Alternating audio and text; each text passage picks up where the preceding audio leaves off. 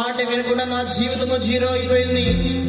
కోపాన్ని అదుపులో ఉంచలేకపోతున్నాను, మాట తీరు అదుపులో ఉంచలేకపోతున్నాను, నా యొక్క కనుదృష్టి అదుపులో ఉంచుకోలేకపోతున్నాను తండ్రి. కాబట్టి నేను నా జీవితంలో ఒకవేళ జీరో, చూసే వాళ్ళకి నా జీవితము జీరో, పనికిరాని కుటుంబము, కష్టపడలేని కుటుంబము,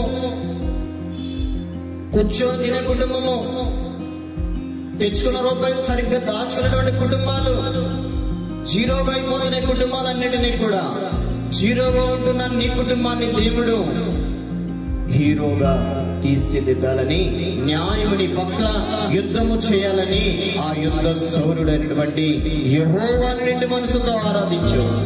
దేవుని యెహోవాని, దేవుని సేవించు. హల్లెలూయా. కాబట్టి నిండు మనసుతో ప్రభు సన్నిధికి వచ్చినటువంటి మనము ఆ యొక్క పరలోకమందున్నటువంటి తండ్రిని ఆరాధిస్తాం. హల్లెలూయా. గొప్పటి చక్కటిగా మనం